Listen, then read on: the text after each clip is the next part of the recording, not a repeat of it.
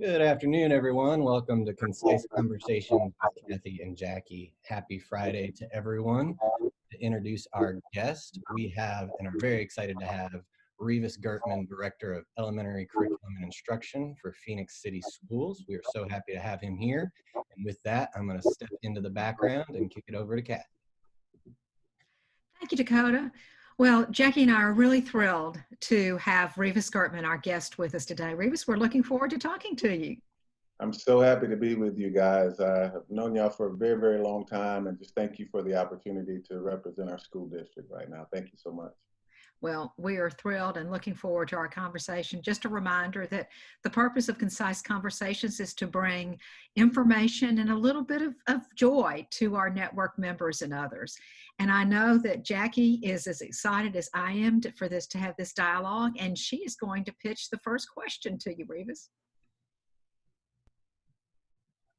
I am, and welcome, Reeivice. It is delightful to have you here with us today. And, this is a special day. This is Juneteenth, and I think we want to pause just a few seconds and remember the reasons for this day and really think together about our shared hopes for continued understanding and love. So, Reeivice, I know from our longtime association how much you value relationships and community, how much time you have spent in your current position in building community across multiple groups in Phoenix City.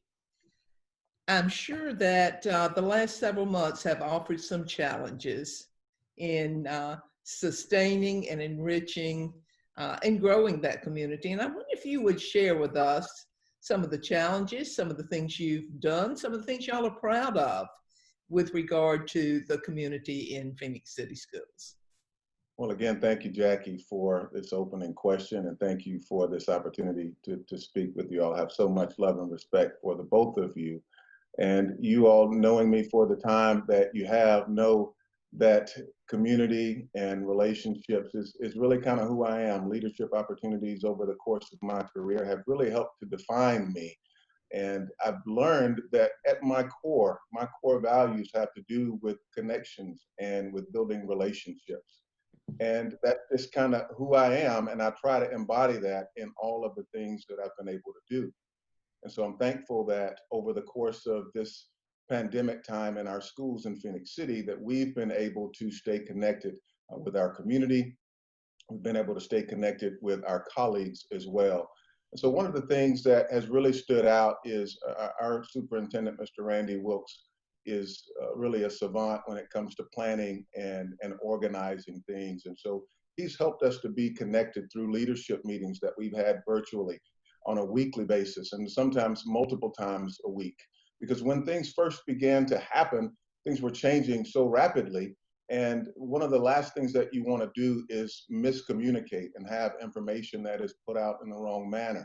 And so we stayed together daily, checking in with each other, talking about the different things that were happening in our district and preparing for kids. And so we would look at things from an operational standpoint, from a curriculum standpoint, from an instruction standpoint, elementary all the way up to high school, and making those necessary adjustments, sometimes on the fly, to be able to be prepared for the very next day.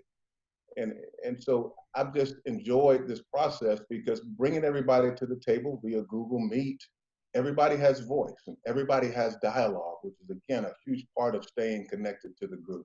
That's been one of the things that has stuck out to us. And just a testament to valuing the importance of connections and relationships. We were one of the first districts in the state to move forward with a live and in-person high school graduation. And we were able to do that successfully because of the planning that was put forth and because of the importance of connections and wanting our kids to be able to have that moment that everybody dreams about when they graduate high school. So, Reeivice, it really sounds like lots of planning, both synchronously and maybe both asynchronously and synchronously has happened with the leadership that enabled graduation. What are you doing to connect with teachers, students, and parents? Wow, that's a great question as well. It's so funny listening yesterday to John Hattie and talking about collective teacher efficacy, which is something that you guys have helped us to lift up in our district this year. And I'm proud to say that our teachers have truly rallied to that cause throughout our district because they've worked together. We've sort of created our own digital doctrine that sort of guides us as we teach remotely. And we've had to make sure that we provided equity for all of our kids, with technology, and for the kids that could not necessarily be able to video conference and live in daily opportunities with kids, we've given them opportunities to learn as well. So we're in the midst right now of summer planning, working on our pacing guides and our curriculum and all those things. And so we've got Google Meets planned with breakout sessions for teachers to do work individually and collectively. A lot of the professional development that we're doing right now is all being done remotely. So it gives us an opportunity to stay connected even in this environment, but at the same time, we're able to continue to measure our progress by moving forward. I'm very interested, Reeivice, in your mention of collective teacher efficacy. And I wonder if we could just drill down a little bit in that area, wondering specifically how leaders in the district have enabled teachers to have both the opportunities to connect with one another, but have nourished and supported that sense of we can do that. Because if ever there was a time needed for CTE, as the abbreviation goes, this is a time that we need to have that joint feeling that we can step into this unknown and we can continue to help every child. So what maybe some specific things that come to mind, Reeivice, that have promoted that? Well, Jackie, you know that at the heart of collective efficacy, it begins with a belief that we are all on the same page and we can accomplish a specific goal. And so we've set very high expectations for our kids and for our teachers. There was an expectation that learning would continue in Phoenix City. And so we created a way for that to happen. And our teachers, as I mentioned earlier, were able to band together. So we've been creating lots of different videos and creating opportunities to video conference with students. This week, I was just in our remote summer school and watching kids learn and engage with Nearpod and in Google Meets and classrooms and be able to look into their homes and see them, take magnets off of the refrigerator to make letters and different things like that, to see kids engaging in math problems. And this is summer. So, in a lot of ways, sometimes this is optional. But because we've been working hard and kids have been working remotely since March, they're able to come to the table prepared and be willing to learn. We had a district meeting just a couple of days ago where we really evaluated our process. And so we talked about what we expected to happen when things rolled out in March. And then we went and evaluated what really did happen to see how successful things were. And then we followed that up with examining, okay, so what's successful and what things do we want to take forward out of this pandemic in the preparation for next year's school start. So I feel like because we had those high expectations, because we've worked through some of the questions and the uncertainties, we're going to be in a much better place when school starts back in August. Not that we've got it all figured out, because again, things are changing day by day in some instances, and the numbers continue to change. But at the same time, we will be a lot more comfortable, I think, with some of the decisions that we make based on the experiences that we've had and gleaned from the last couple of months. Well, I know that, Reeivice, that people are really interested, those that are listening, in some of the things that you've learned from your actions from March forward. Can you share some of the insights and how you're going to bring them forward as you plan for August school? Well, one of the things that again, I've learned is parents are so important in this process. And during the time when we were actually delivering some of the remote packets, which were workbooks that were standards-based that we were able to provide to kids that weren't able to have devices and things of that nature, talking to parents and just how thankful they were. But they wanted information because they were curious, how can I help my child? And particularly for those parents that weren't used to dealing with technology or weren't as hands-on in the process. And so we are getting information from our parents constantly. We're taking surveys now and we'll continue to do that.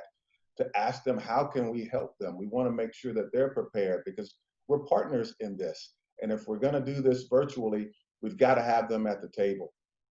Also, we know that with this pandemic, we've really got to address the social and emotional aspect of learning for the kids as well as for the adults.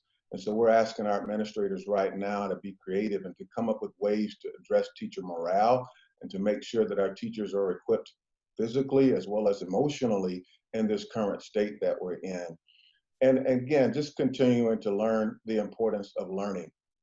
We've got to make sure that as adults, we're learning.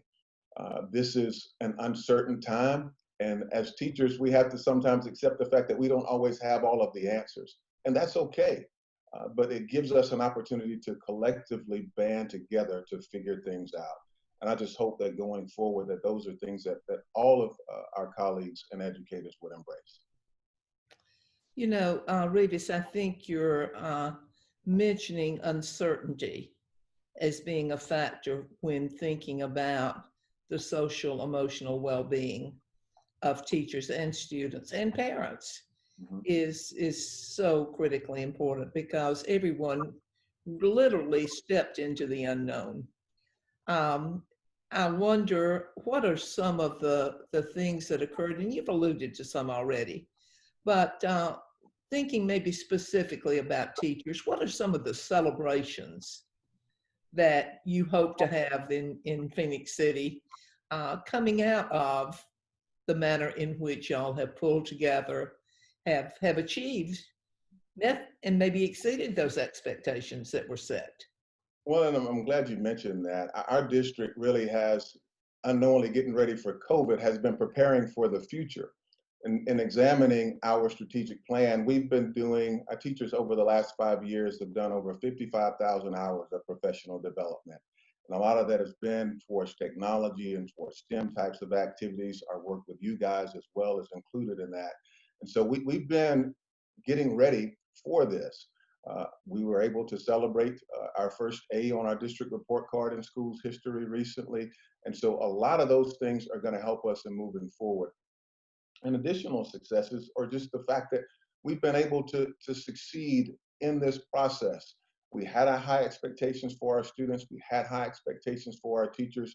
We've got a lot to learn continuing moving forward. I'm fortunate enough to serve on the literacy task force that represents the state in the new Literacy Act that's come out in September. And so being a part of that group has helped me to stay connected with administrators from all over the state. But at the same time, be able to say, wow, look what we've accomplished in our district in terms of what our kids have been able to do, what our teachers have been able to do. And so I'm excited because those opportunities for collective efficacy still abound, and they're more important now than ever because we've got to have people working together. None of us can do this alone.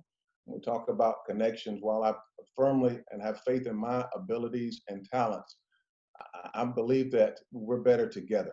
And so when our teachers can continue to band together as they have, I know that we will continue to be successful in Phoenix City. So I owe a lot to them for all of their accomplishments. And I hope that many of them are probably mentioning some of the things in the chat room that I'm failing to mention, because I know that there's several things that we can celebrate in our district for sure.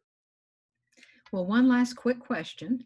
And it's not planning for COVID to hit, but there's always some silver linings. So what practice or practices do you plan to bring forward that weren't in place before we all of a sudden had to social distance? That's a great question. Well, probably reflection. It's something that I have not made enough time for, but we've had some quiet time during this time. And I've been a little bit more deliberate on reflecting on the things that I've done, the things that I need to do going forward. So that is something that I want to make time for each and every day, even when things return back to some sense of normalcy.